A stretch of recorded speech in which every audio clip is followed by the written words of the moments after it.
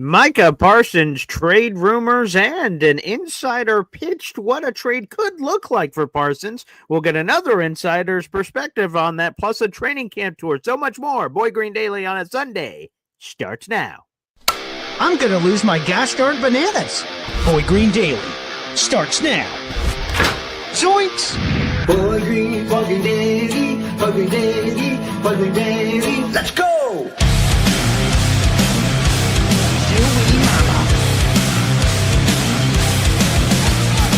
Put your seatbelts on. Get ready for the ride. We're the freaking New York Jets, so we're built for this shit.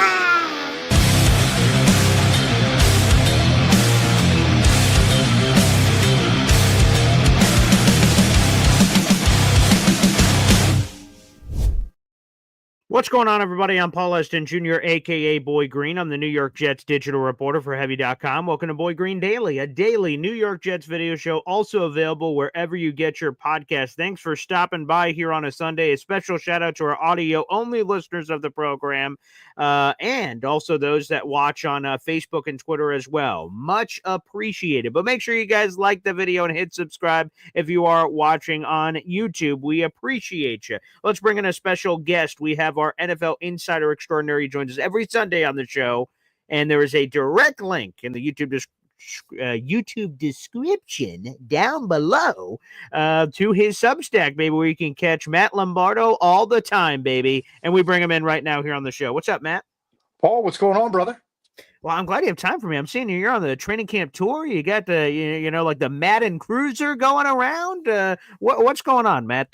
Tell us about your training camp tours right off here to start. What are you driving in? Is it a Madden Cruiser? You got the whole family with you going into the RV? What's happening, Matt? Hey, yeah, Paul, it's been a lot of fun, and we've touched on this the last couple of weeks. It's been a goal of mine to conduct a regional training camp tour, get some eyes on some of these teams in the area. Kicked off on Thursday up in East Rutherford with the Giants. Got eyes on Abdul Carter and the havoc that he's wreaking on quarterbacks, and Malik Neighbors making some explosive plays and really getting a sense that this Giants team could be one that's on the rise. Just yesterday, headed on down to Ashburn, Virginia. Got eyes on the Commanders, Jaden Daniels, Deebo Samuel. The Terry McLaurin three-ring circus is reaching a crescendo with him, requesting a trade and then walking out after practice and, dapping up owner Joshua Harris afterwards, and Deebo jamming a finger on the last play of practice. So a great day to be down at the Commanders. But yeah, the family unfortunately hasn't been able to join on these trips, and got the Nissan Maxima where we're cruising around. Okay. This week on Thursday, we're heading out to Latrobe and the Steelers. Oh, nice. A notorious training camp through the years. Get to see Aaron Rodgers, former Jet, get eyeballs on him, see what he's looking like, what that defense is going to be this year. So it's a lot of fun. Okay, we appreciate you going behind enemy lines. So on that Monday show a week from now, you could give us all the juicy deets on getting us ready for week one. That'll be spectacular. I can't wait for that, Matt. Real quick, MFC gifting a Boy Green Coffee Club membership on the show. We appreciate you, MFC. Mother effing Chew Baby gifting this Boy Green Coffee Club membership. And again, everybody, thank you so much for joining the biggest raffle we've ever done last month. Shout out to Super Jets fan Lou B. He won our 2 tickets to the Jets-Cowboys game, which we will be at in week 5. So thank you very much. So Mother effing Chew and everybody else, your raffle tickets being submitted right now are for a brand new giveaway happening this month. And you have 3 raffle tickets towards it. All you guys have to do is spend $3 on the channel to be eligible for this wonderful giveaway, which includes, and I don't know if you saw this, Matt, but a beautiful, and from what I understand, it's gold dusted, or what is this? Gold flashed, excuse me. Let me use the proper jewelry, terminology here. This is a gold flash Super Bowl III coin. So I have no idea what gold flashed means, but that is up for grabs along with several other prizes. So there you go. Nice. Between the tickets and the coin, man, you got some great giveaways going here. Hop on in the coffee club. Yeah, that's it. People should be jumping on the coffee club. It's it's dirt cheap to do, and it's a way to support the show. It's sort of in my own way. I just got a funky name for it, but it's joining what you bring to the table in your own way. It's my version of it here on YouTube, but it's a lot of fun. By the way, that membership went to Denise Walters. Thank you, Denise, for becoming a Boy Green Coffee Club member. Shout out to MFC for making making that a reality. Well, let's do this. I want to throw it up here. So a fellow insider, Zach Rosenblatt of The Athletic, they did this story because Micah Parsons requested a trade, and oh boy, could maybe he be moved. So they asked a couple of the teams, because every team has a beat reporter for it at The Athletic, like, pick 3 teams out, the Cowboys did, and then we're going to talk trades, and they will blindly propose trades, and then the Cowboys person will get to choose if he accepts or declines these trades. And one of the teams that was selected was the New York Jets, one of the only 3 teams that, quote-unquote, submitted this hypothetical trade package. And I will be honest, this is a massive package from the Jets with all of the stuff that's included. So, Matt, I wanted your reaction to it. We have a full article in the YouTube description down below, so I'm going to throw it up here on the screen. So you see this for the very first time. The Jets would receive Micah Parsons in this trade, but the Jets would have to give up all of these things. So let's throw it up here on the big board. This is from Zach Rosenblatt of The Athletic, and there's a lot of text on your screen, so I'll walk you guys through it. In this proposed trade, the Jets get Micah Parsons, but the Cowboys would receive Breece Hall, who's in the last year of his deal, pass rusher, and Breece Hall's a running back. Pass rusher Jermaine Johnson. He's got 2 years left in his deal. The Jets accepted his 5th-year option back in May. A 2026 second-round pick, a 2027 second-round pick, and a 2028 third-round pick. You know, there's no first in here like there are for the other Athletic deals. So first off, what's just your first blush reaction to this package of players and assets and everything else? If Jerry Jones, after completely alienating Micah Parsons and seeming to forget that injuries are a part of the NFL, calls up the New York Jets and offers this trade package, the Jets need to take it in a New York second. Forget a New York minute, take it in a New York second. Wow. Okay. But here's the thing.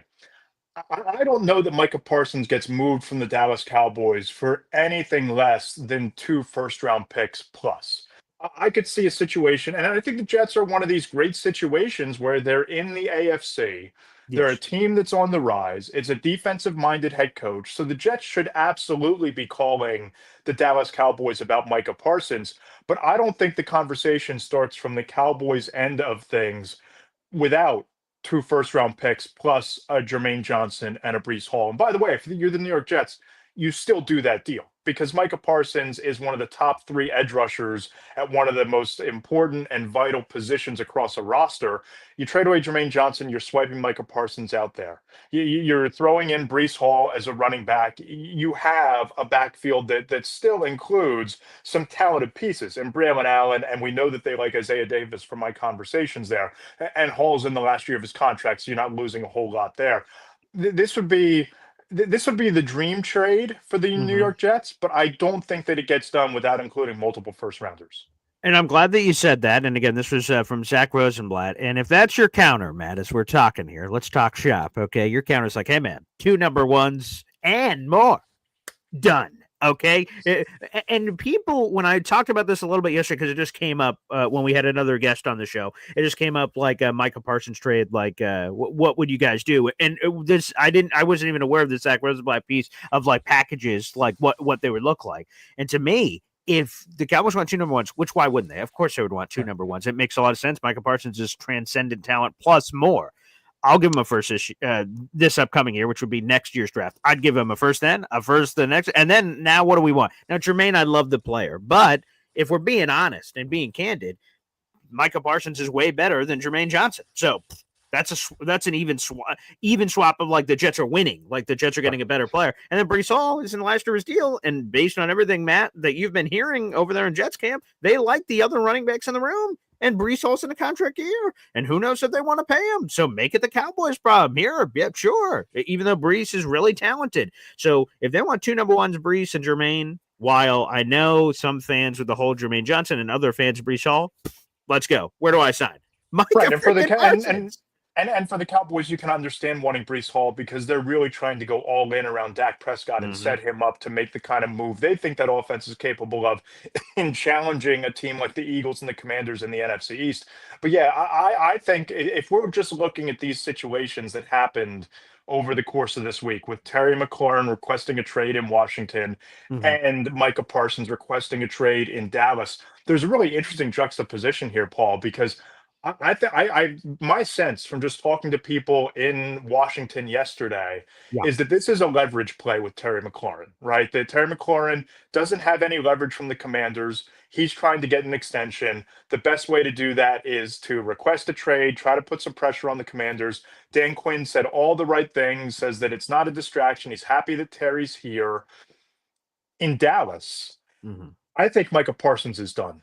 I think Micah Parsons wants out. I think he's Mhm. over Jerry Jones's nonsense. I think that he was deeply hurt from what I've heard by the comments that he made about the injury a year ago. Mhm. I think that you don't go scorched earth if you're Micah Parsons and put out that statement about Jerry Jones kind of deceiving him into contract talks when he was in a meeting to talk about leadership if you don't want out. So while I think the Jets should be in the conversation both for Terry McLaurin, who I don't think is going to be moved. They'd be a great fit. They should absolutely be calling Washington today to try to pull that off if you're trying to set up Justin Fields, if you're trying to get that wide receiver duo alongside Garrett Wilson. I don't think he's getting moved. They should absolutely be working the phones with Dallas and putting together a package of 2 first-round picks plus, because if you drop Micah Parsons into that defense and they make the strides they think they're capable of, you're now knocking on the doorstep with Buffalo, and you have the kind of counterpunch to Josh Allen twice each year. Oh boy, would that be sexy. Sauce Gardner, Micah Parsons, Will McDonald coming off a 10.5 sack year. This great linebacker duo of Jamie Sherwood, Quincy Williams. It would be a lot of fun. Let's just unpack each of those. We'll go to the Parsons thing first, stepping back from a Jets perspective, just Micah Parsons. So he goes scorched earth on this statement, not only requesting a trade, but saying, oh, if we want to start talking facts, let's talk facts. And the closed door meeting with Jerry Jones that Jerry seems to be trying to hold him to, of like, hey, man, we worked out the deal. What are you talking about? I don't need your agent. We already talked it all out. And then there's awkwardness there. And I was reading the bylaws of the CBA, Matt. That's illegal because if you have, it's different if like Lamar Jackson, I don't know if this is still the case, but back around the draft, he had his mom as his representation. So she's not a certified licensed NFL agent. In that case, Lamar and the team could have worked it out in that way. But when you do have a hired certified NFL agent, you can't work out a deal without his approval and his signature on the contract. So even if Jerry was trying to ignore this agent and pretend he doesn't know his name, with how the rules work, that they could have never passed that contract through without David Mulgeta signing his Herbie Hancock on the deal. So I don't really. So long story short, I guess, and he started giving us all the behind the scenes details of he tried to get a deal done with the Cowboys. Said, hey man, I don't care what they're paying other pass rushers, despite what my agent's telling me in good advice. And hey, you should probably wait, you'll get more money. He's like, I don't care, I want to sign. And apparently the Cowboys rejected him at multiple ventures.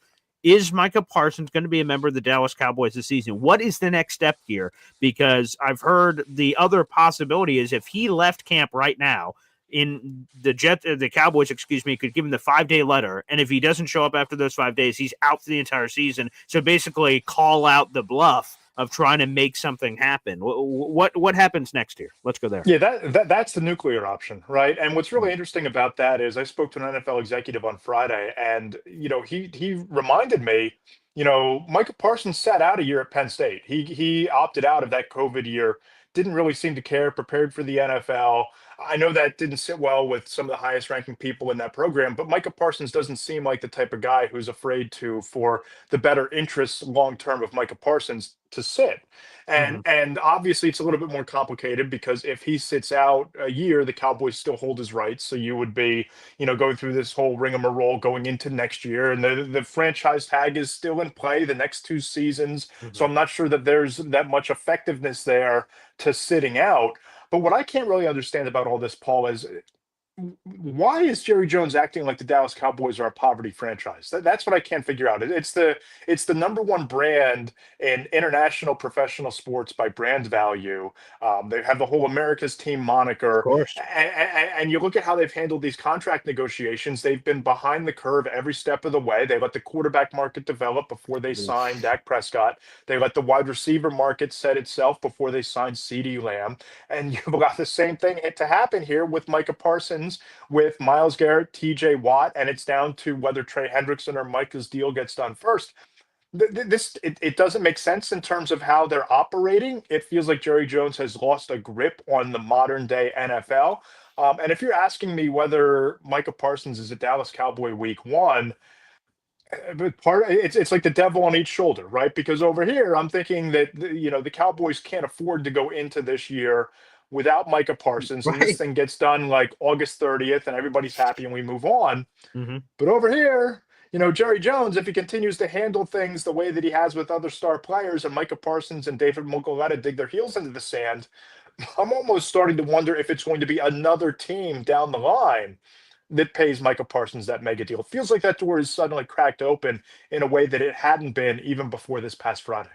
Again, we're speaking with our NFL insider extraordinaire, Matt Lombardo, here on the program. Make sure you guys check out Between the Hash Marks. That's down in the YouTube description down below. There's a direct link to that Substack. If you want to jump on the train, baby, why the heck wouldn't you, for goodness sake? And here you go. Let's throw this up on the big screen. Again, Between the Hash Marks with Matt Lombardo. We also have a QR code we're going to flash on the screen here in just a second. So, people, what are you doing? Show your support for Matt Lombardo beyond just his weekly appearances here on the show, which are marvelous, and I thoroughly enjoy them. But here you go, baby. Make sure you scan that right there on your screen. Again, you're talking about all the NFL training camp tours that you've been going on, Matt. You talked about Terry McLaurin, and just on a surface level, it doesn't, like, why wouldn't Washington pay Terry McLaurin? They found their quarterback in Jane Daniels. Now they're not going to pay the receiver coming off the career high season of 13 touchdowns. That doesn't make any sense. So they sort of have to figure that out. And to your point, you said your sense is that, I don't want to put words in your mouth, but basically Terry McLaurin, you don't think is going to be traded.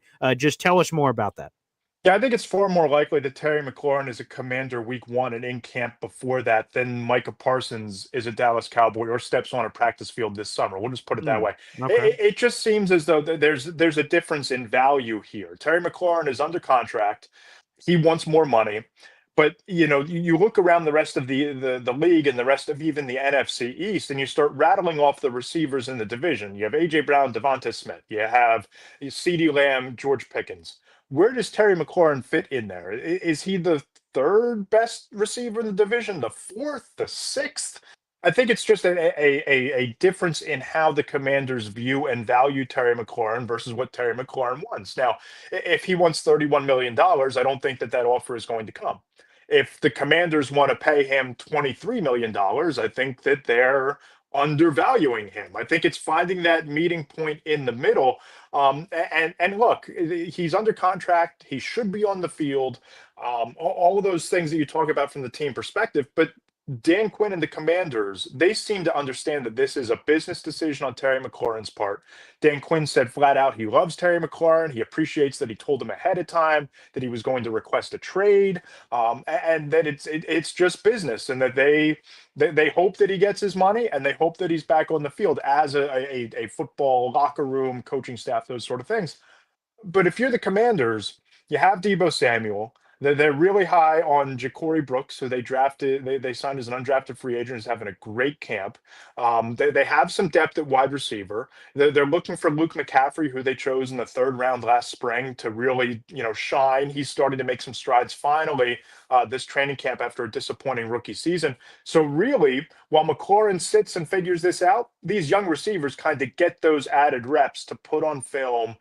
Try to impress the coaching staff, try to win jobs, try to win spots on the depth chart. But my sense is that at some point over the next couple of weeks, this thing has to get done. McLaurin has to be on the field for his own sake, and the Commanders, I think they're a Super Bowl caliber roster. I think they have talent across the depth chart, both sides of the ball. They have an ascending franchise quarterback who looks like he's ready to make a leap rather than a sophomore slump. If they don't have McLaurin, that changes things a lot for their offense. There's no question about it. We have 300 people in the room. Like the video, hit subscribe, baby. If you guys are watching on YouTube, we're trying to make a chase to 8,000 subscribers. We're about 150 subscribers away, so let's keep growing the brand, baby. And speaking of growing, let's again, just brick by brick, baby. And we're getting into the season, so even more viewership as people get out of their hibernation slumber. Not everyone tunes into New York Jets coverage every day on Boy Green Daily, 365 days a year. Which why the hell aren't they? But I understand that People have these other things in their life called family and priorities and whatever. I guess you got to work that in when you can. But Matt Lombardo, for you and between the hash marks, people are in 4 downs and being able to go through that every Monday column, I imagine you're going to be spilling some of your tea from your training camp tours that have been happening over the last week and the trips to come. Empty your notebook just a little bit, a taste, quite frankly. Maybe not empty it, just a taste of some of the things. What are just in general, not just a Jet sense, but some of these trips you've been making, a takeaway they've had from Commanders camp or Giants camp or what have you. Give it to us. Yeah, Paul, how would you like to read tomorrow morning Carl Banks and James Franklin's thoughts on Abdul Carter and what makes him special? Okay. There's the lead.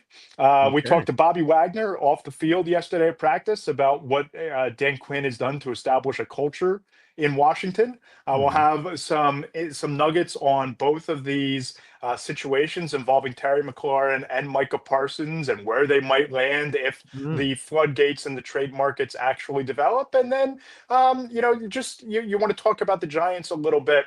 A lot of the optimism coming from that building is the optimism about the quarterback play, and talking to players, talking to people inside the building that I've known for years from covering them for NJ.com back in the day.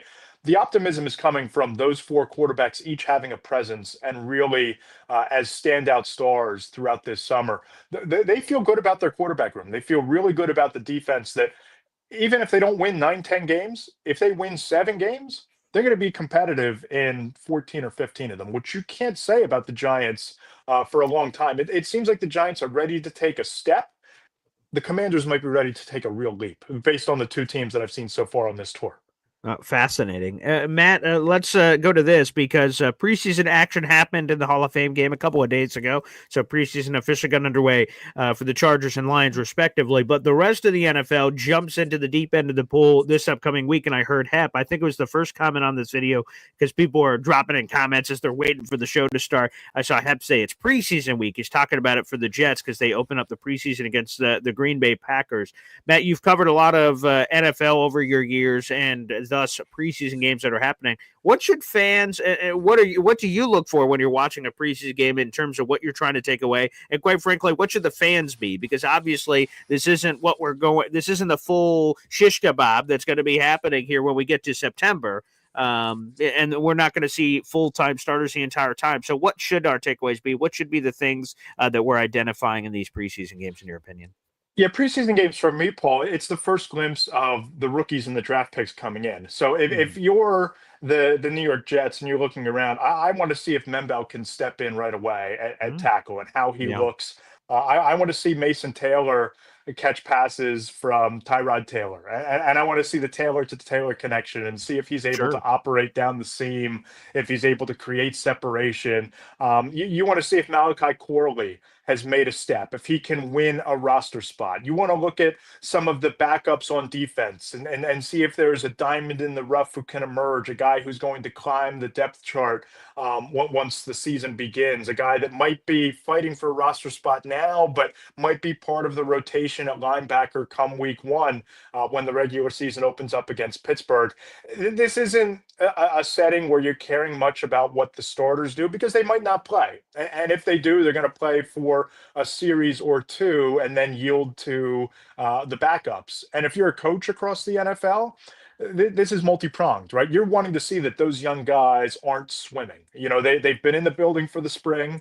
You've done your installs over the first couple weeks of training camp. You're not game planning for the Packers in this game. You're basically trying to run your scheme, and you want to see how these guys are handling the playbook. Are they in the right spot? Are the wide receivers running the right routes? How many miscommunications are there between quarterback and wide receiver? What's the offensive line? How are they holding up against a Packers pass rush that has a lot to prove? And obviously, even in the preseason, some added motivation to show that they're making their own strides. So it's a lot of evaluation. The preseason is really for like the football nerds. You might have, 50,000 people watching the first quarter and you're excited because football's back. How many people are tuned in for those last 4 minutes of the fourth quarter when you've got your fourth string offense against your fourth string defense, how many people are glued to the TV set then? That's when you define whether or not that you're a true football guy. That is 1,000% true. In your closing statement there on that, it is it tests your true fandom. You find out who's really in this. Who's really in this at that point? Let me ask you real quick. What is your stance? You mentioned that, like, your starters could play or they could not play, and there's some coaches out in the National Football League that don't play their starters at all during the entire preseason, and they've had success or failures. And there's been the other side where guys, teams have a belief like, hey, we're playing our starters a lot, and they've also had success and failures. So there doesn't seem to be, at least anything I've seen in terms of percentages and analytics, like numbers, like if you don't play your starters, you always do well, or you do play your starters, it goes this way. What's your stance, Matt Lombardo? Do you want people to sort of hide their starters so you avoid injury? Where's your, or the other way, you have no problem with, and you're fine with teams playing their starters? What's your stance? Yeah, I think, Paula, there's no real uniformity around the league when it comes to this, right? And I think that a lot of times you kind of defer to the head coach. He knows his roster, he knows his personnel. I'm kind of in the school of don't play your starters because of the unnecessary injury risk, especially in an era where you have joint practices and you're throwing open the playbook during those joint practices because not all 32 teams get access to that film. It's not on TV. A lot of times it's more competitive because you are getting a first team Jets offense against a first team Packers defense in a joint practice, which you're not going to get in a really scripted preseason game setting. A lot of times it's backups on backups or ones versus twos or what have you. You're getting that quality work in during these joint practices.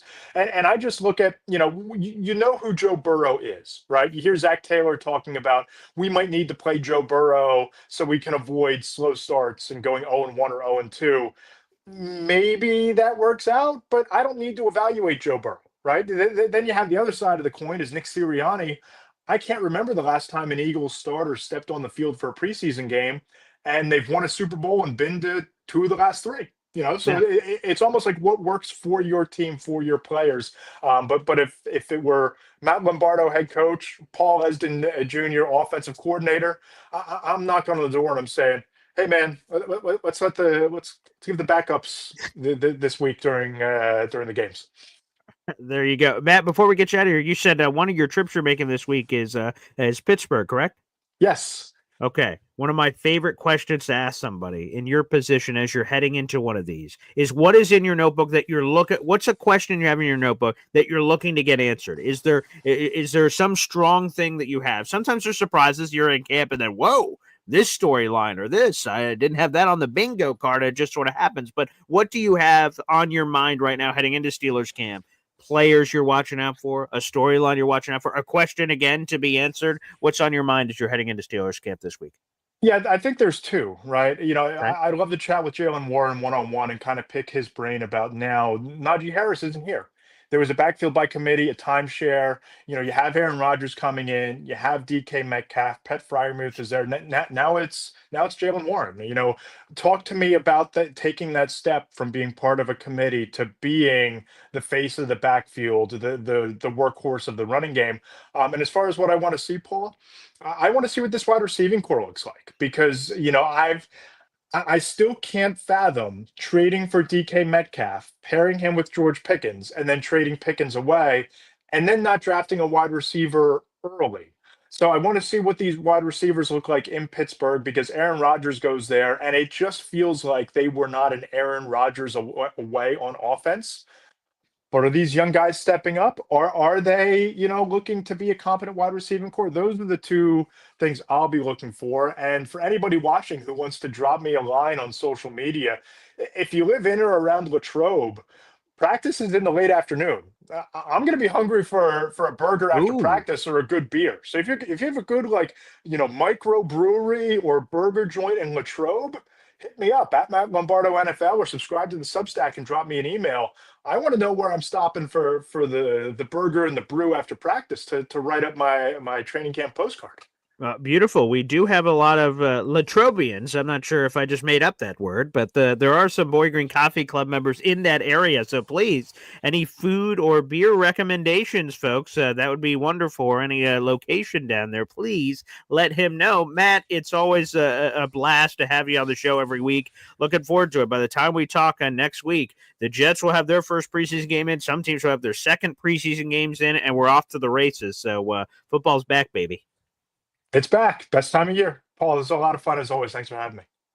There he is, Matt Lombardo. And then again, guys, between the hash marks with Matt Lombardo, the direct link is in the Substack down below. Here is the QR code. Technology, baby. Apparently you scan this puppy and bing, boom, bam. It zooms and teleports you into some brand new world. So take full advantage of the technology on your screen and enjoy it again. And thank you. Okay, so Indy Jets and several people are saying, I know several good places in Latrobe, so feel free to fire those over, folks. There's a direct link in the YouTube description down below that you guys can reach out to Matt Lombardo on his Substack, and feel free to send those along. That'd be awesome. Matt Lombardo has become a big part of the family, and that's been great. And Matt will join us going into the season, so we will get these NFL insider scoops on a lot of the game days for the Jets, because most of the time the Jets are going to be playing on Sundays during the season. We have 400 people in the room. Like the video, hit subscribe, baby. Show your support here on the Bleepin' channel, for goodness sake. And speaking of, folks, this is a jam-packed Sunday show. Of course, we just had NFL insider Matt Lombardo, which was awesome. Talk about all this Micah Parsons action, which, again, if you're just joining us, there is a full article in the YouTube description down below. You guys can check that out in the YouTube description down below. But it is time to go to another guest joining us here on the program. This guest joining us here in the second half of the show. And there's no better way to do it. Let's do a quick little video package here for this guy. Join us on the program. Boy Green Daily, Boy Green Daily, Boy Green Daily. Talking just football, man. Boy Green Daily, Boy Green Daily, Boy Green Daily. The New York Jets Football Club. Wow. Offense, defense, special teams. Watch the Super Bowl season with Boy Green. J-E-T-S. Jets. Boy. There you go, the lovely pipes of Hep. That's the original version, not the video version we normally play for the phone lines. That's because we're not going to the phone lines. Well, I guess technically we are, but let's bring them in. It's Hop on Pop. You didn't get to see him yesterday in a Saturday edition. Thank you to DKB for stepping in, but Hop on Pop. Quick audible at the line of scrimmage, and here you are on a Sunday. Hey now, what's going on? Well, I'm sure you're interested in the subject matter on all the Micah Parsons action, because there is a lot of heat coming for your Cowboys in the streets. Yeah. I think we're going to get to that in a moment. Oh, okay, sure. Okay, this is your ship. Go ahead. Okay. I'd like to step back for a moment. Step back, okay. Step back and evaluate. There's three big names out there that are going through these contract confuffles or whatever it is. All right. And let's just break it down. So I'm going to break down each of the three, and then I'm going to explain how we can solve this entire problem. Oh, wow. We're about to solve world hunger here on the show. All right, Bob, let's go. So let's go.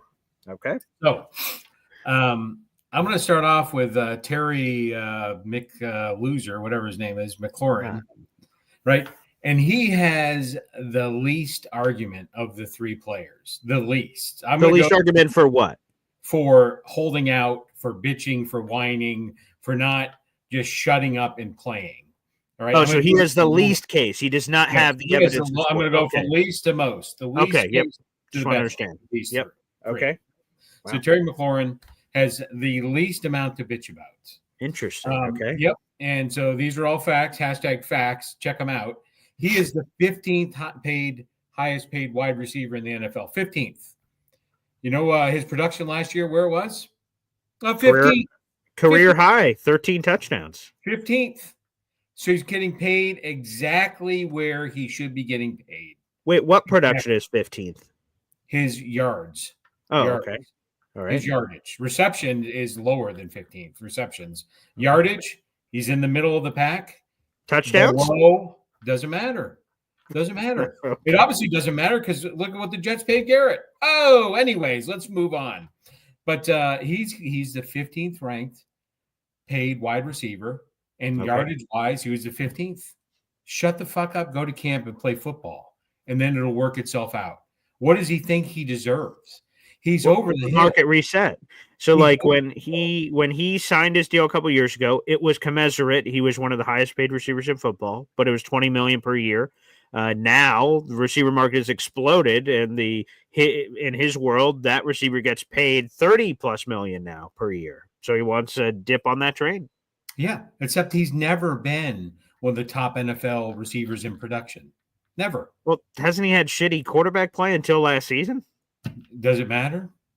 Doesn't matter. I guess it sort of does. Well, in that argument, we'll go to the person that has the most to complain about from Cincinnati, right? Well, I have all these numbers and these sacks. Look at all this. And you know what? The worst part of Cincinnati Bengals team was last year? The fucking defense. The defense.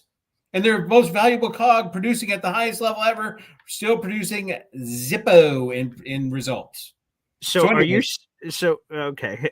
All right. I guess we'll save that one for a second. So, okay. So I'm moving on. Terry McLaurin, shut up. Show up to camp. You're getting paid where you should get paid. All this will end up when we get to the end. Okay. Micah Parsons, again, let's all bring out a cry rag. I wish I had one, right? Oh, Micah Parsons. He's getting $24 million this year. That's what he's getting. Not on that. $24 million. Where does that rank among pass rushers? He is. I don't have that right in front of me. We're going to get to all this in a minute.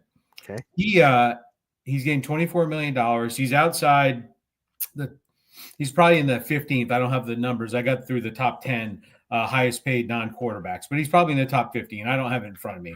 He's right, top 10 gets 30. He's getting 24. And so does he have something to do? He signed a contract. The NFL had a collective bargaining agreement, the Players Association. You have a contract, show up. And don't play around. You talked about with your previous guest, the Cowboys own him, right? Not only for this year, but for 2 more years. And if they franchise tag him, right? Yeah, if the players don't like it, you know what they can do? They can suck it until they do a collective bargaining agreement again, right? He is the Cowboys player for 3 years. You are currently under contract. Shut up and show up to camp. Okay. And the last one, Trey Hendricks. It's unfortunate. He is way below his market value. He's making $15 or $16 million. That poor bastard. Yeah. Yeah. So again, Crime River is making $16 million. But of the 3, he has the most to complain about, in my opinion. Because he led the league in sacks last year, and he has more sacks than anyone over the last 2 years. That's right. However, with all that being said, the Cincinnati Bengals can't possibly pay him. Look at their salary cap. Look at what they're already putting out per year. They paid their 2 receivers, whatever. They're paying 2 receivers $55, 60, $70 million a year. They're paying Joe Burrows $55 million a year. If they pay Trey Hendricks $40 million, you start doing some Trey math. Hendrickson, yeah. Trey Hendrickson $40 million. You start doing some math. There's table scraps left for 49 other players. It's their fault. They should never have played that second wide receiver what they did. T. Higgins. They should never have paid him that much money. Yeah, it's nice. We like to pay everybody. You just can't. And right now, they put them by signing T. Higgins to that contract. You've priced yourself out because eventually there's 49 other mouths to feed. Yeah, here's the money, by the way, because we're talking around it. Jamar Chase is getting $40.25 million per year. T. Higgins is getting $28.75 million. So essentially, it's $70 million per year is what they're paying their 2 wide receivers. Plus 55, 60 for Burrow. Of course, no. I was just saying for the wide receivers, but yes. Now you will just say you're at 130. Let's say you pay Trey 40. Well, it's probably more than that. I don't think it's more. It's probably at least 35. But that's where Max Crosby's of the world have been getting and things. Yeah, I would say he's probably getting 40, but let's just whatever. Sure, so now if you add that to you throw that on, put it on my tab. Now you're $170 million for 4 players. There's $80 million for 49 players left. That's insane. I'm not saying he doesn't deserve the money. I'm saying The Cincinnati have priced themselves out by other choice, and they're notably cheap franchise. They're the lowest valued franchise in the National Football League. The lowest. Good nugget. I didn't know that. But I would just say real quick. So, like you said, Trey Hendrickson, right? He had this awesome year where he led the league in sacks, and the Bengals' biggest problem was their defense. Are you implying that if you took Trey Hendrickson off, they're just still bad and it doesn't make any difference? I'm saying he is not enough of a difference maker for the current team, right? They haven't made, that I'm aware of, except for their signing, they haven't made significant moves, right? So yeah, why Jamar Stewart, right? He was the only one. How are they going to be any different? They actually should have at least one win less than they did if it wasn't for that bumble or stumble by the Cowboys player when they had already won the game. On the block punt, right? The Cowboys block punt. And then they'd already won the game. It was over. Bengals, Cincinnati got a game. They spotted him a free game. There you go. Welcome to the party, pal. But anyways, so all those three, at the end, they're all under contract. The fifth-year option or whatever other interest, all those people signed the contract. The Players Association made the deal that allowed the fifth-year option available for first-round draft picks. Sure. You're under contract. Show up. Now I want to move on to the overall fixing the problem. Okay, great. And you've identified the problem. The next step is fixing the problem. That's right, fixing the problem. And here it is, right? And so that's on the players, right? They signed the contract. They did the bargaining agreement. This is what's on the owners. This is the part that I think is completely wrong and needs to be fixed. And there's ways to fix it. But the bottom line is what you don't get to do. Anybody that's watched Inside the Hard Knocks has seen those uncomfortable situations where the Johnny gets signed to a 3-year, $20 million deal. And it's the training camp of year 3. And you're like, hey, buddy, come on in. Yeah. Remember when you thought you were making $10 million this year? Yeah, about that. We're going to need you to take, I don't know, $1.5 million. And and suck it, or we're going to cut your ass, right? And so I can't remember who that was. It was a quarterback. I have it. It was a Jets one. Let me see if I can get it. I know what it is, but I would rather play the clip if I can get it fast enough. So I will let you know if I get it, I'll just explain it if I can't get the video because I remember it. But I don't think I'm going to get it fast enough. So, but just think about that. That was on film. They knew the cameras are in the room. That happens. How many times for every team? Stop. Well, how many times that happened for every team, right, during training camp, or off throughout the whole year? Multiple times, like, yeah, we know you signed that contract, buddy, but yeah. So here's the deal. Here's how you fix the problem. A contract is a contract is a contract. And what I mean by that, hold on one second, please. Yeah. Yeah, here, I'll just say it because I don't think I'm going to be able to get the clip, so I will just say it. No, that's okay. Here was the scene. Mike Tannenbaum is in his office. He calls in backup quarterback Kellen Clemens into the room. You guys can go try to see if you can find it on YouTube. So, hey, Kellen, thanks for joining us. Yeah, you're set to make insert amount of money this year. Yeah, that's not going to happen. We're gonna get you here. And Kellen goes, well, just for shits and giggles, what if I say no? And Mike goes, well, we're going to cut you. Oh, okay. And he's like, right. All so right. That's the owner's pair. That's the owner's piece. When they sign a contract with a player, when they offer him a contract, they have to honor it, right? There's no renegotiate. There's no, we're going to cut your ass. That shit needs to stop. That's the owner's onus. The other part that the owners won't like is if a player gets injured, his contract should be guaranteed. Right? You can build in things in the contract that if they don't meet things, you do all those kind of things.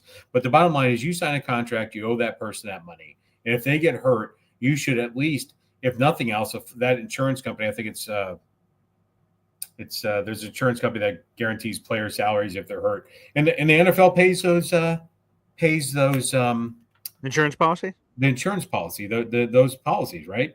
And then to help out the owners, when someone gets hurt, that doesn't count against your salary cap, right? So the guy's out for the year, you put him on the injured reserve, whatever it is, that frees up space. Now, you don't have to spend that money, but you can, right? Okay. And so that is the owners, the fair share. You sign a contract, you pay the contract. The player gets hurt and can never play again. he gets his contract. We give him that insurance policy so he can do that. And, I think that is fair and equitable for the players. And the players, if you're under contract, you show up. And you don't get to hold out, hold in. The hold out, they've done what they can do. That's all you can do. You can't get paid back the fines when you sit out. That's fair. Right. That is true. That's in the rule book. You cannot, when you hold out the $50,000 that Trey Hendrickson got per day, and it's, whoa, I don't like this. The team, no matter what they do, they can't give it back. Now, sometimes you get a wink in negotiation, say add in an extra $150,000 to make up for it, but you're not allowed to straight up just say, sorry, Trey, we waived those. You're forgiven. You get those back. That's not allowed in the rule book. That's right. And so, you can't do away with that. I mean, there's no right. You're not going to change that. But here's the other part. This hold ends. This ends, right? You're like, I can't play. I'm hurt. Okay, here's a physical by the doctor, right? If you pass the physical and he says you're eligible to practice and you don't, you get fined again. You don't get just to show up, sit down, and shut up, right? That's going to be built into the contract. I think certain stuff. So for the most part, right? Oh, I have an ankle sprain. Doctor goes, no, he doesn't. Okay, that's pretty clear. But what about I have concussion symptoms? Okay, there's a clear evaluation done by doctors that can prove whether you have them or not. You run through a battery of tests. That's how you clear them to play. I just feel like some of that stuff is murky, is my point, and that you can't force them to say, yeah, I don't think this is enough of a concussion, get on the field. I've said that's where you could get murky. There are certain things. I have a broken arm. There's clear examples where people are right. Clear examples where people are, gaming the system. And frankly, I think the Las Vegas Raiders could sue Devontae Adams for breach of contract for last year and go after money when he clearly was dorking around, and then he shows up to the Jets and he's all good. That's what I'm talking about. That's what has to end. All I want, and I'll just summarize, contract is a contract. Both sides need to pony up to the table and live to the contracts. And that would be fair and equitable. And by the way, if you don't like the fifth-year option, right, which it's better than it used to be, right? It escalates your pay based on your performance. That's why Micah Parsons is getting $24 million. You used to have to run out your rookie contract, right? He's actually, for the first year, I believe, right, he's getting double or triple what he got last year by this fifth-year option, right? Yeah. You're under contract, right? There's ways you can fix the contract, go back to the collective bargaining unit, get away with it. Either way, both sides need to treat a contract like a contract. Pay up, show out. Let's go. Interesting. Yeah. So here is Parsons. This is actually quintupling. There you go. You don't get to use that word often enough. He was making $5 million in 2024, so he's making $25 million. So there you go. Add up all that together. He's getting 5 times what he made, last year. So right, and he's making $24 million, and that's the deal, right? And you know what the Cowboys or the Commanders or whatever they're calling themselves or the Bengals have to do with any of those players? Nothing. You know why? Because they're under contract, right? So you're siding with Jerry Jones in this Jerry Jones, Micah Parsons beef? I think that both parties owe each other to honor the contract. That's what I'm not siding. Jerry Jones says stupid things. He always said stupid things. He has a strategy. It's great that all of us can talk shit about Jerry Jones, who has built the most valuable franchise in sports ever. So obviously he's an idiot. He does questionable things, but he's obviously, it's not even close. The Cowboy franchise were $10 billion, and he bought him for he went all in buying him for 150, whatever it was, $1 million, like all in, $100 million. That's, I haven't even got the money, all in. Right now it's $10 billion. He's right. Does he make mistakes? Sure, he makes mistakes. And I think one of his, this is not new. For anybody that hasn't been around a while, check the tape. 1993, he refused to pay his running back, right? The Cowboys lose both games because he chose not to pay his running back, right? And then, he bends the knee and pays the running back. Bends the knee and pays the running back. The running back goes on to become not only the NFL rushing leader with missing 2 full games, but be the league and the Super Bowl MVP. That's not bad. But yeah, so that's how he does it, right? Is it great? No, it's not great. But do I side with him? Mike needs to show up. Yes. Does he need to stop doing what he's always done? right? Does he need to stop doing what he's always done? These little things for talking directly to the player because that's what he wants to do. Yeah, sure. Stop doing that, right? And if you're going to let your son run the company, let your son run the company. Otherwise, don't. But in the end, Mike is under contract. It's not a small amount, right? Dispute, and I don't validate, justify, side with any of the stupid shit that he said. Well, you pay a player doesn't mean he's going to play. He could get injured. Okay, shut up. That's just stupid. But he's under contract. He should show up, right? And by the way, in this game of chicken, is this true? By the way, Taylor Sterling says, "Pop, you're advocating for fully guaranteed contracts."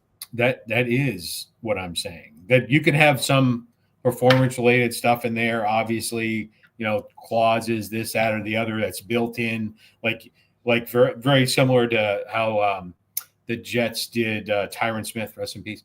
How his contract had all these escalators and he could make more money, right? Right, he signed for like $5 million, but really there was playing time performances, playoff performances, all these things that would have got it up to $20 million. In the world that I'm talking about is you guarantee the contract at that base amount, and then you afford the player all these escalators. That's how the owners hedge their bets, right?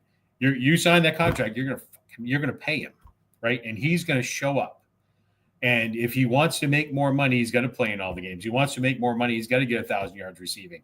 And that's how you compensate him for performance. And that's how you don't tie yourself over a barrel if he doesn't perform. So there would be a lot more contracts like Tyron Smith. That's what I'm advocating for. But what you sign the money for, you pay for. And if it's injured, you guarantee it. They are a business. And they make less money than you think. And I'll explain that in a minute.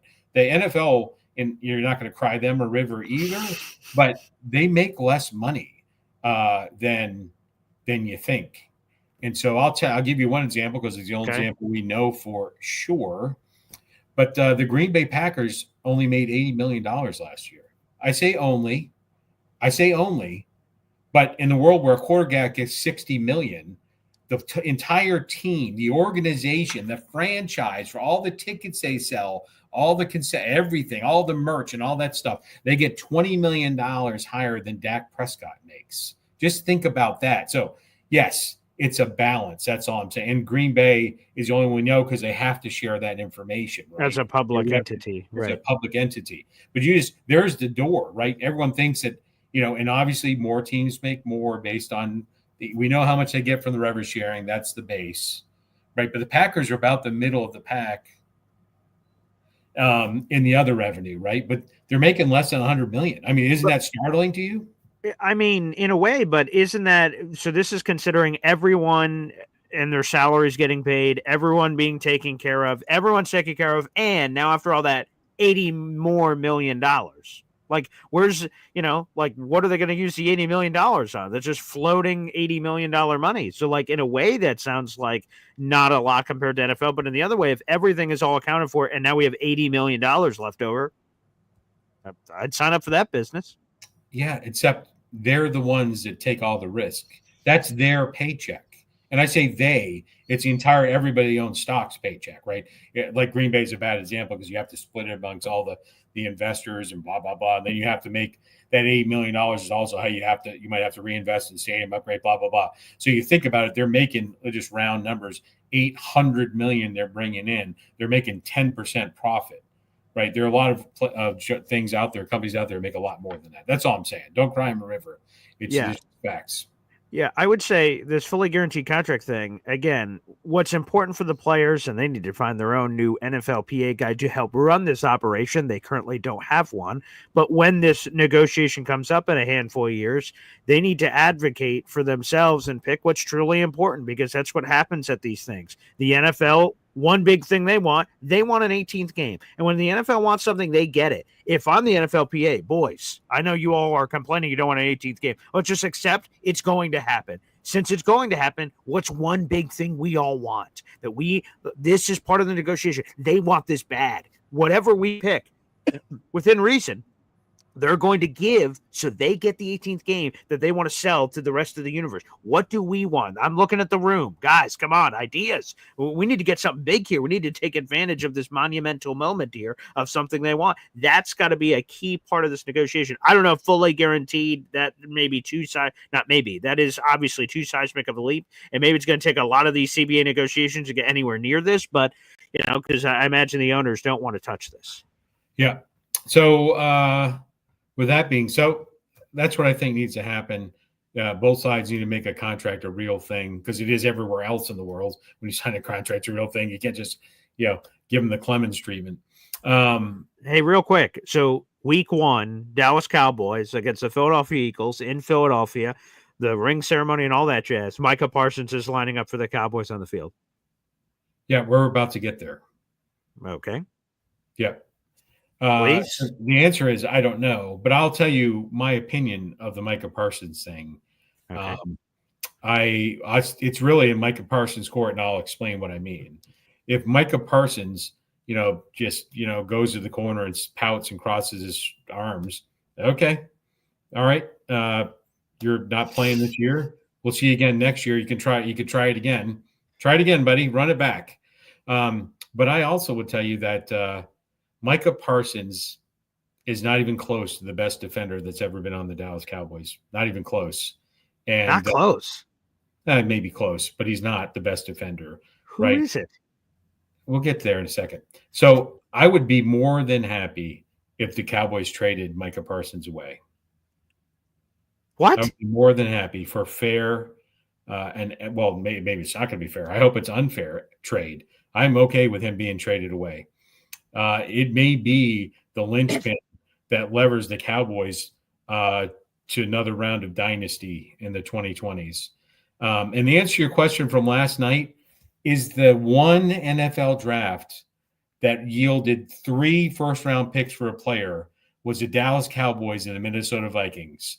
3 first-round Herschel draft. Walker, sure. Yeah. Herschel Walker. Well, not sure, because you said it never happened last night when we were talking. Well, you said we were about to do a trivia game today about it, and that would have been one of my guesses. So, well, that's not that. No. That's too easy. They got the first-round draft pick in 1990, 1991, 1992. The second-round draft, they got 8 draft picks. 3 firsts, 3 seconds, and a 6th. And they got 5 players. Some of those 8 draft picks were conditional. And what I mean by that is if the Cowboys kept any of the players that the Minnesota shipped over, like 4 or 5 players, if they kept any of them, then they may or may not get those draft picks. What the Minnesota Vikings didn't know is Jimmy Johnson immediately cut or traded all of them. So then he kept all of those 8 draft picks. And think about what I just said, 8 draft picks, right, for Herschel Walker. Yeah. People thought that was a bad trade by the Cowboys at the time. Like that's a terrible trade. Herschel Walker. Herschel Walker, for people, and I don't think it hits people pop in 2025 who Herschel Walker was. And to me, that's a shame. Somewhere on this bookshelf is Herschel Walker's book. And it doesn't hit with people. I don't know why it doesn't. Like I tell people Herschel Walker, they're like, who? Which is sad, but it doesn't hit. That's why, to your point, that the people trashing on the Cowboys, like, how could you give up Herschel Walker? He was a seismic being back in the 80s and 90s. He was multi-sport athlete. Georgia champion. Before the original, right? You have Bo Jackson, Herschel Walker, Deion Sanders, right? Right. Phenomenal athlete. But the Cowboys gave 8 draft picks for him. They gave Herschel a $1 million parting gift. Here you go. Don't let the door hit you. Here's $1 million. Herschel Walker never rushed for 1,000 yards again. Never went to another Pro Bowl after that trade. That's too bad. I love Herschel. So we're going to jump into the trivia right now before I finish this. But before we do, I just want to say this. So you say, like, Micah Parsons is not close to any defender like the Cowboys have ever had. Like, here's a stat. He's played 4 years. He's had 12 sacks in each of those seasons at least, with a ceiling of 14. Do you know the list of guys that have had more production than that through their first 4 seasons? And there's a big piece of trivia for you. Yeah, do you know? There's one. It's Reggie White. Yeah. That's the list. Reggie White Micah Parsons. What do you mean there's no Cowboys defender that's ever like graced anything close like that? It's Reggie White and Micah Parsons. That's the list. Yeah. So for that stat, for that cherry pick stat, what do you mean? That's the first 4 years. That's all he has. What do you mean? What other stat are we going to look at? It's sacks.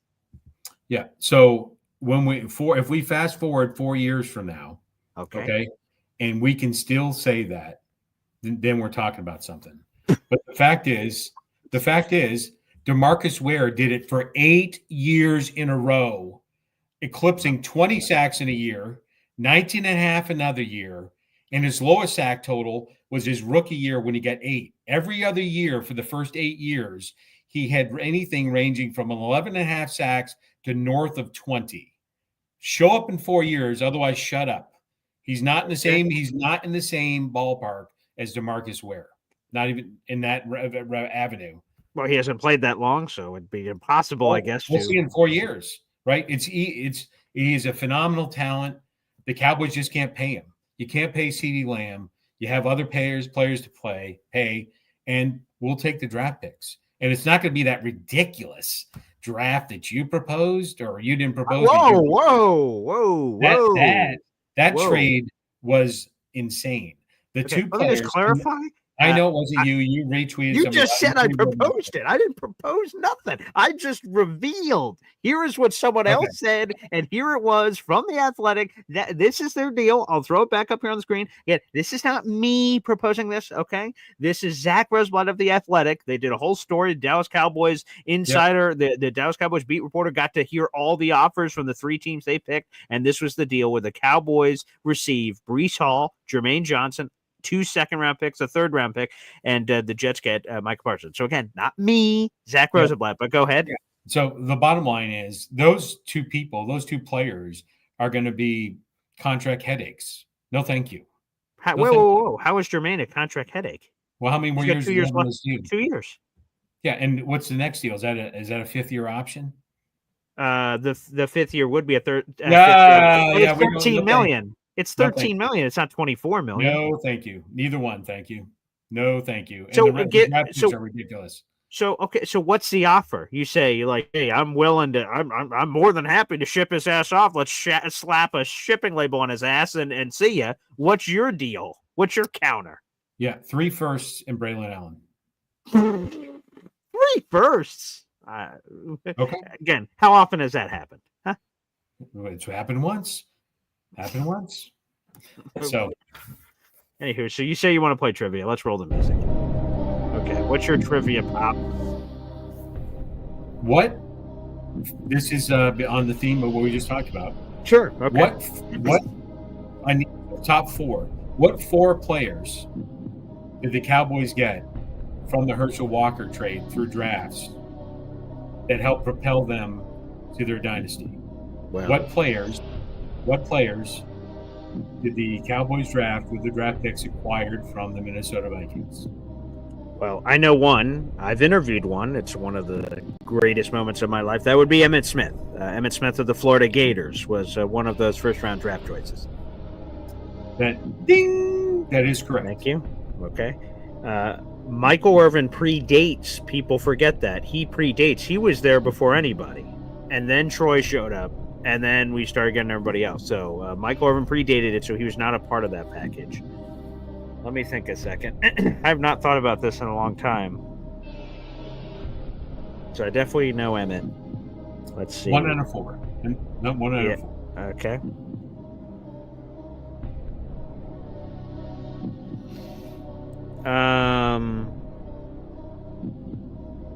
God, it's someone in the secondary for sure is who I remember. His name's escaping me. Oh my God. It's not guy who has not been in the Hall of Fame and long overdue. It's not him. And his name's escaping me too, but he should have been in the Hall of Fame already. And for some reason, one of the Cowboys' all-time leaders, if not the all-time leader in tackles, somehow is not in there with 3 Super Bowl championship rings and everything else. He's been overlooked for a long time. I don't think he was part of that deal. It was someone else in that secondary. Oh, my God. Come on, Paul. Okay, this guy's not it, but I'll just say it. Leon Lett. Yeah, no. I'll give you a hint. Okay. I'll give you a hint. This player was the number 1 overall draft pick by the Dallas. Number 1 overall draft pick by the Cowboys. Won 2 national championships with the Miami Hurricanes. 3 Super Bowl titles with the Cowboys. This player, drafted from the University of Miami. Number 1 overall? Yes. What year? I believe it was 1990. It was a year after Emmett, 1991. Hold on, I have it here somewhere. Oh my! Who is this obvious 2-time national? 1991. I was right. 1991. No, number 1 draft pick. 1991. Who in the world? I'm pretty good with draft stuff. That's Miami Hurricane. Number 1 overall. Outland Trophy winner. All American. All right. Okay. I'll go Larry Brown. No, Larry Brown. No, he wouldn't be an Outland Trophy winner.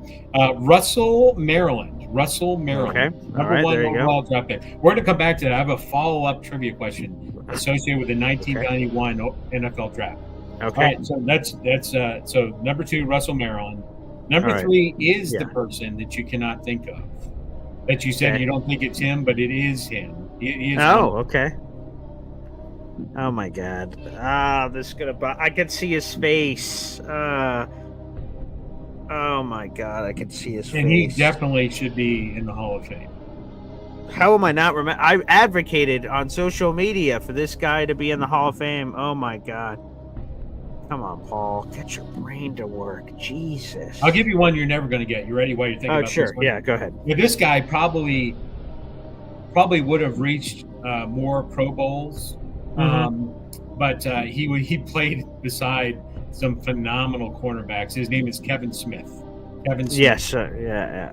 Boy. Yeah. Wow. I'm going to hate myself. Solid NFL starter at cornerback, and probably he played opposite Deion for a while. You know. Does his first name start with a D? It does. Oh God! Okay, it's right there. Son of a. But it's not Darren Sharper, so I'm trying to get Darren Sharper's stupid name out of my head so I can focus here. Go ahead, give it to me. Darren Woodson.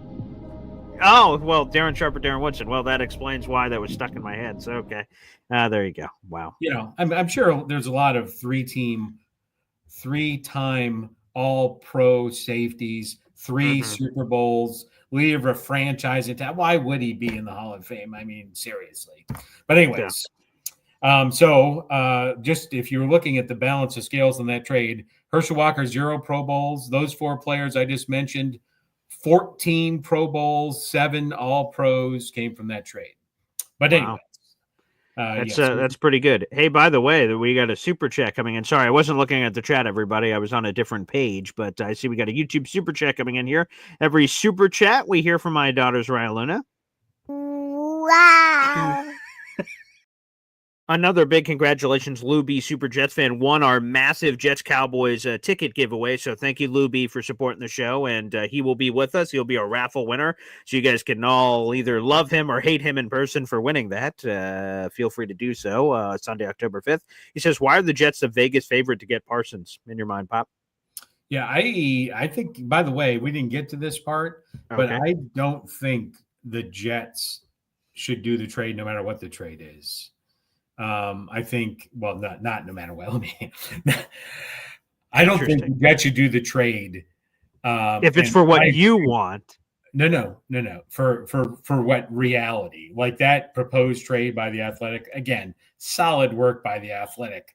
Suck. But if you like some of the comments, Jared B., some of the comments, he's a phenomenal talent, but what he's going to cost, right? You've got to start building the puzzle with what the franchise quarterback. If we were a year from now and there was a potential to get a Micah Parsons and Justin Fields, like, holy crap, that's our he's the guy. No, we don't know that yet. And so I think overpaying for Parsons, not only through draft picks, but you're going to actually have to pay him, is a problem. And it kind of goes against the Muji Glenn philosophy of keeping and paying our own by bringing in this guy. And now you'd make this guy off the street the highest paid player on the Jets roster. That would probably not be, it'd be a little not very palatable for the rest of the team. AG likes to move in silence, and then Micah Parsons become available. You got to be willing to zig. You can't just be sorry, move in silence. I don't care whatever else happens. Micah Parsons, a Micah Parsons type becomes available like once in a generation.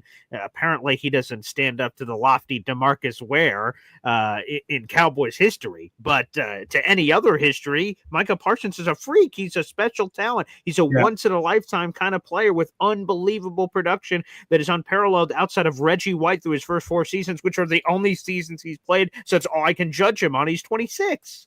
I'll point out one example. And again, I like Micah Parsons. I just, and maybe they're going to work something out. I have concerns if they do work something out of how much he's going to cost. I'm concerned. I'd be concerned the same thing for the Jets. All I would do, my measuring stick of how far I'm willing to go for Micah Parsons is I go back and look at the Green Bay playoff game. Okay. And I look, I don't see Micah Parsons anywhere. Oh. He didn't make one fucking play. In the game that matters the most, he didn't. You look, how many? I don't know what his stats are for the game. I remember watching the game. I'm like, is he out there? Is he there? Is he? I think it looks like he's lining up. Not a sack. He didn't come within 6 feet of Love or whatever the freaking quarterback for the Green Bay is. It was embarrassing. They tore the Cowboys up. They pounded the rock up the ball, and Micah Parsons didn't do jack shit, right? And so that's a fact, right? He's to blame? If you're the best player in the game, you would have expected maybe he doesn't change the course of the game. That game is a Dan Quinnism, in my opinion. The Cowboys lost the game because of Dan Quinn's defense was built for speed, built to play with the lead. And when they didn't have the lead, they were unable to stop the rock when people were pounding it. What I am saying, generally speaking, is Micah Parsons should have showed up and showed out in a few spots in the game, and he did not. All right, let me float something out there to you, because you're like, you can't pay Micah Parsons all this crazy money when you're paying Dak this money, it's CeeDee Lamb this money. Well, if Jerry Jones, who I think you can say in the same breath, wow, look what he did for the game, and yikes, look at some of the things he's doing as the general manager, the head honcho. I think both can be true. I don't think you could just bash him and say he's never been anything important to the game, and you can only be black or white. You can't say both things. I think you can say both things. And the thing is this: if they didn't drag their sack on the Dak Prescott negotiations, they wouldn't have had to pay him $60 million, because there have been several quarterbacks unpaid. Trevor Lawrence, Joe Burrow, Tua. There's been a bunch of quarterbacks been paid, and at wide receiver, for the most part, these quarterbacks, Jamar Chase, oh boy, Justin Jefferson, these guys have been topping each other. No one's topping Dak Prescott. Why? Because they dragged their sack the first time and put Dak in such an advantageous position that he had the Cowboys bent over the barrel, and they had no choice. They had to pay him the $60 million, and now no quarterback has come close to passing him. Everyone is at least $5 million less than him on every new deal. So if they didn't do that, they would have had plenty of other shekels for Micahs and Lambs and other people. But here we are, right? I guess. I mean, I don't know what right. We can cry about it, We'd start crying about if we could remember the last time the Jets were in the playoffs. We don't have to do that. I'm just saying it doesn't add value to the argument. That's what I'm saying, right? Okay. Micah Parsons, if he can bring new, fresh talent that you have under 5 years of a contract that replace him coming behind him, right? Dallas Cowboys have a lot of talent. One of the most talented players in the NFL got hurt halfway through. Emerging stars, one of the best emerging stars in the league, got hurt early in the season. He's coming back. He may not make it back at the beginning of the season. So they have talent on the defensive side of the ball, and that's overshown. But anyways, if he goes, he goes. But anyways, I have one last last trivia question. Trivia, sure. Let me get the music back up here. doing some trivia. Again, hop on pop. We have 500 people in the room. Like the video, hit subscribe if you guys are watching. We have a full article in the YouTube description. If you want more on this Micah Parsons stuff, there's an article down there that you guys can catch up on, including the trade offer that Zach Roseblood of The Athletic threw out there into the universe. And you guys can share your thoughts on whether or not this is something you'd care to do. So without further ado, back to the trivia music, my pop. All right. So back in the day, before they restructured the draft, the number one draft pick in the NFL every year became the highest paid player in the NFL, almost without exception. That was before this structure, right? So the rookie wage scale in 2011. Yes. Yeah. So you go back to Russell Maryland when he was drafted number one, right? Okay. When he signed his deal at that time, I could be a little off, but I'm pretty sure he was close to the highest paid player in the NFL because that's how it worked, and that's why they changed it. That's stupid. Okay. Yeah, sure. His contract was just south of $8 million total, with a entirety. Okay. With a $3.6 million signing. Okay. All right. So, with all that being said, yes, he was eclipsed by a wide margin by this player who came out of college that same year, got paid more than double. His contract was more than double Russell. Who is that player? Okay, so let me just try to make sure I understand the question first. Yep. So, 1991 NFL draft. Typically, the number one overall pick makes the most money. Russell got his deal that you just outlined, the money on that deal. Another rookie in that same class got paid more than double what the number one overall pick got, and obviously that other player was not the number one overall pick. That is correct. And while you're chewing on that, this contract was the richest contract ever paid to a professional football player. To this day? No, not to this day. What are you, moron? I don't know. You're the one making up this. To this day, I'm not making it up. At that time, this other player that came out of college that same year, his contract doubled Russell Maryland's, and at the time was the highest paid contract for professional football. This is a bizarre trivia question. There would have to be some crazy ass scenario, or if I'm Russell Maryland, I'm like, what in the world just happened? I'm coming back to the table. What just happened? That doesn't make any sense. And that the team would be willing to go out of their way to just pay double for no reason. Like there'd have to be some extenuating circumstances. I like your thought process is good. I like your thought process. What, Bo Jackson or something? Are you ready? You give up? Sure. It's not I guess. Okay.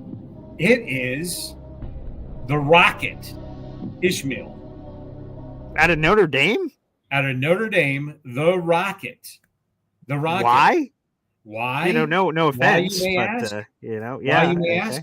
He Sure, actually would have been the number one overall draft pick. He was drafted overall, but refused to go to the NFL. He was signed by the Toronto Argonauts for $18.2 million. Boom. Oh, I see what you're saying. So he was drafted by the Canadian Football League, and here's your money. And he's like, fuck that. I'm going to the NFL. So he didn't get that money from the NFL. No. He played for the Toronto Argonauts for 2 seasons. He took that contract. Again, why wouldn't he? It was 2.5 times. Yeah. So and then so he re-entered the 91 draft? No, the Raiders drafted him anyways. He said, I'm not going to the NFL. So the Raiders took a draft spot on him to hold their rights. So they drafted him at 100. The 100 spot that draft, they drafted Rocket Ismail so that if he ever came, they would have his rights. Oh, I see. So he wasn't a first round pick. He ended up being whatever it was at that time, 3rd or 4th round pick.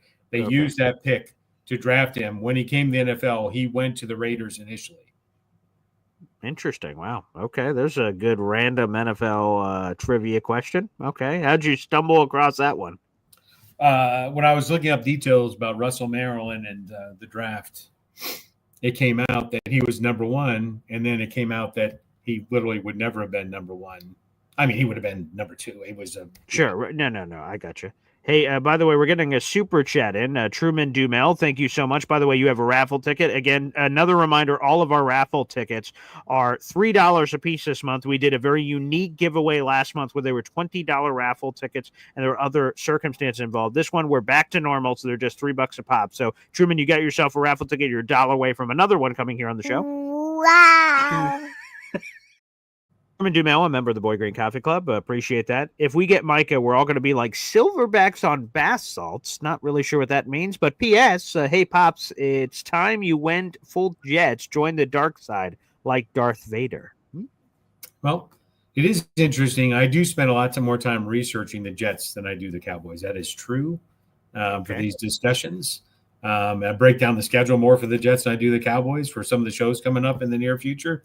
So that's true. So it's, but it's still at least a 51-49. So let me ask you, and again, we've added that to the scrolling ticker, Truman Dumel. Thank you, and our sheets behind the scenes. So again, you are $1 away, and you can do that at any point during the month of August to get another raffle ticket. So people are wondering, I don't know if you're going to answer this question, but I feel compelled to ask as a journalist, week 5, Sunday, October 5th, you're wearing what? Clothes. Okay, well, thank God. Okay. Jets or Cowboys memorabilia? Well, I don't think I'm not sure, but I think the shirts that you're producing are going to have both Jets and Cowboys on them to commemorate the game. I think they do. I have it in front of me. Yes, I'm staring at the shirt right here. So if I wore the shirt, I could be. Sure. It would be very much like we went to the Syracuse Notre Dame game. I bought tickets for the whole family, and I found I think the closest I was wearing Notre Dame gear, but I think I found an orange hat with a shamrock. I do. That hat's over on the wall, so it sort of had a confusing mix of both. If someone just said, "Hey, Syracuse," sure, that's right. A lot of people did not look beyond the surface level. Wait a second, is that a shamrock? Which side are you on? Yes, that's right. You tried to play the minute, but anyways. Well, here's my thing, real quick. I would assume so. Okay, I do have the shirt. It's literally sitting right behind this camera. We have not shown it. I don't think anyone's seen the design or anything yet, so I do have it, and it looks great. So I'm going to give the full approval for my potentially new merch person to be putting all that together. But my anticipation would be for the shirts, like everyone that bought the package through it will receive one at the tailgate. They'll all be assigned. I'll have that all organized.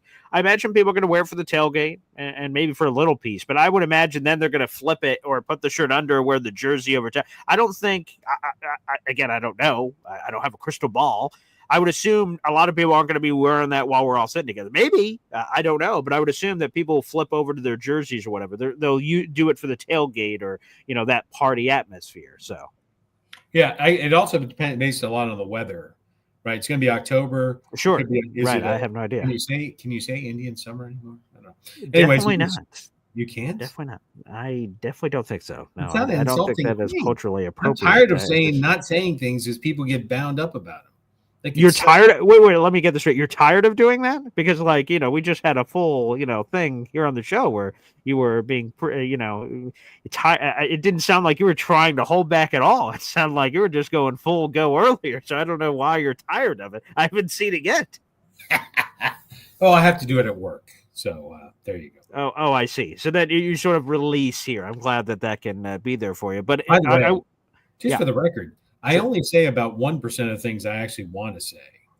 I don't know how to properly respond to that. If oh, wow, okay, what else lies beneath the surface? Or, oh, wow, we're getting that just 1% off the top rope. And Truman, you know what? If we got Micah, we'd all be silverbacks on bath salts. I'd be fired up about it. Now, by the way, yeah, go ahead. Yeah, let me do a shout out to your Imamji, who I think is getting ready for church.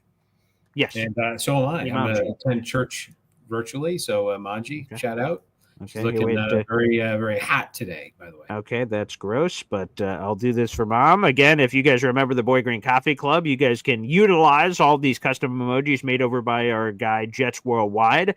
So feel free to take full advantage. Yeah, Jets Worldwide. They do a great job. It's a great partnership and appreciate all the cool emojis. I love seeing them every once in a while, just like Badshaw. He made a lot of really cool custom ones, Bubba Badshaw, and everybody else in here. So shout out to Jets Worldwide. There's, of course, the Hop on Pop version and and all this other stuff, which is cool. So again, a huge shout out to Jets Worldwide, all one word. You guys can subscribe to their YouTube channel. They've had a few former Jets players on this summer. They've done an amazing job. So I want to give a big shout out. I love our Jets content creator community family. Anywho, Pop, it sounds like you got more on your chest, please. Yeah, just one last thing. Someone has been patiently waiting in the wings great. Wonderful. to join the show.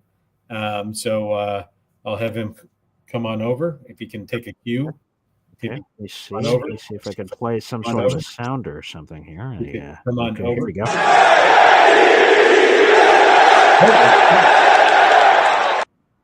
AC/DC back in black. That certainly looks at Brody. What's up, man? It's the Broadster. What's up? Hey, shout out. We got 500 people watching the show right now. And, they've been anxiously awaiting your return, Brody, to the show. Thank you. Do you have a message for the fans? Is there something you'd like to say? I don't know who's going to be the Saints starting quarterback. Well, there's a pearl of wisdom there, Brody. Brody's I'm sorry. What was your message? It was what? His message is he doesn't know who's going to be the Saints starting quarterback. That was his message. Okay. Yeah, I don't know either. I would assume Tyler Shuck, although Spencer Rattler fans out there in the universe, perhaps. But it won't be Derek Carr, it sounds like, or David Carr for the people that always messed up that name. Won't be either Carr. Those cars are parked firmly in the garage for the foreseeable future. So, Broadster, what else is on your mind? What's going on? Just hanging out. Pops. Yeah, there you go. Pops, there you go. That's great. It's good. I wish I was there with you guys. Yeah, go ahead. Sure. I got Dad something for Prescott. Yep, he got me a dog toy for the dog. So. Oh, Prescott the dog. Oh, I see. Cards for Dad. Oh, that's cool. Star Wars cards for Dad. Thank you so much. Brody, is there anything else that you want to share on the show? Talk about? There is one more thing. Sure. When I saw the pictures of Brett Michaels, Say that one more time. You were what? He was jealous. Oh, that we went to the Brett Michaels concert. Yes. Let me see. I think I could pull him up so we could get your jealousy here live on camera. Let me see if I've real got classy. Yeah, we've got classic Jet. I'm sorry. I would not get. I would just enjoy it. Like, look at this. This is. Here we go. Let's throw this up on the big screen. Look at that. That's sweet. Are you a Brett Michaels guy, Brody? Do you like Brett Michaels? Yeah. Yep. You know what, Brody? Lead singer of Poison. He is, but also of the Brett Michaels band. Yeah. But you saying that, isn't he? That means you're not a fan. But just, it wasn't. Well, okay, it was nothing but a good time. Yeah, it was. It was pretty cool. And then, like, when he came out from his trailer, me and my dad were like, "Whoa, look what the cat dragged in." That was crazy. And he was there. It was pretty cool. But Brody, we're gonna have plenty of. I'm sure we're gonna meet Brett Michaels again, and you'll be with us for that one. And then you can ride the wind. There you go. That'd be pretty cool. And maybe he'll give you something to believe in, unlike the Saints quarterback room. But Yeah. All right, Brody. You're a fallen angel for sure. Thanks, Broadster. I appreciate you, pal. And keep living on. Okay. All right, bro. Appreciate that. Thanks, Broadster. Okay. All right, Pop. I guess that'll be wrapping up the program here. What a crazy show with everything. I guess that's it. Indy Jet says Pop Green, Boy Green, and Bro Green. So Bro Green is the new nickname for the old Broadster. There you go, Bro Green. So that would be great. Yeah, for Lily saying get Brett on the show. We'll see. He's a Steelers fan, so maybe week 1 we try to get Brett Michaels on the show, but he's a really busy guy. That'd be cool. Again, it's one of the coolest memories I will ever have. It's awesome. Glad we got to do it. Glad it all came together.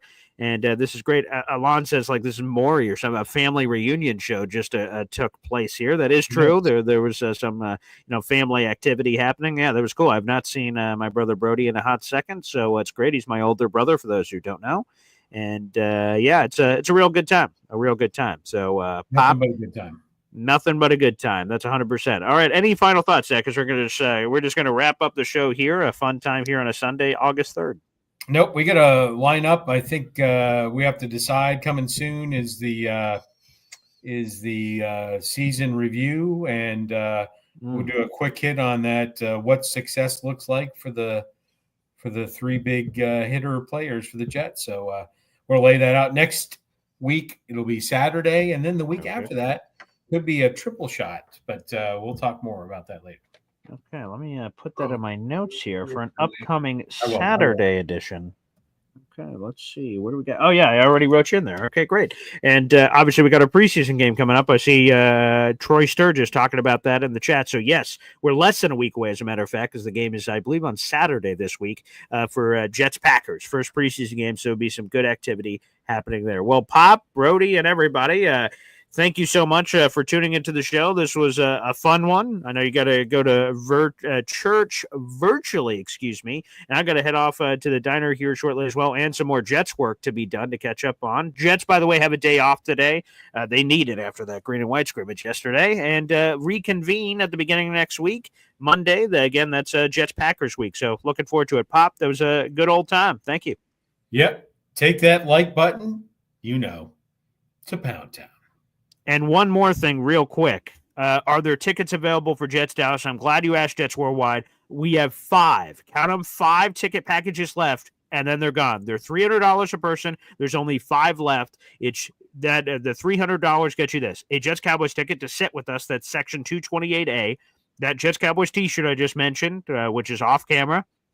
And you get a tailgate ticket with that. That's the food and drink before the game, the food catered by Chef Kevin Gilbert. So, yes, one more time. If you guys have any interest in those Jets Cowboys tickets, as soon as they're gone, they're gone. I will no longer have any access to Jets Cowboys ticket at my deal where there's no fees and anything like that. This is your last chance. So Jets Worldwide or anyone else that missed out on the giveaway and you guys want to come with us and party with me, Pops, and everybody else that's going to be coming, if you guys want to be at that, Jets Cowboys, 5 tickets left. Good luck. And Pop, I understand you got a dip. You got a phone call there. But no, everybody, I just want to say that one more time.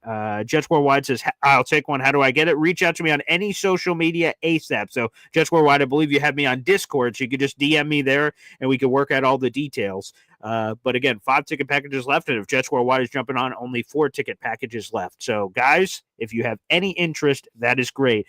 And Jets Worldwide says Chef Kev's food was a deal breaker yesterday. I heard he had a wonderful time with Jake Assman. So congrats to everybody that went. Shout out to Chef Kev. He deserves it. I'm glad that he was able to work that event. So again, guys, if you want in, the food's going to be amazing. We're going to have pictures soon. Chef Kev said he's going to send those in so you guys will be able to be teased with that on the show. So good luck, everybody.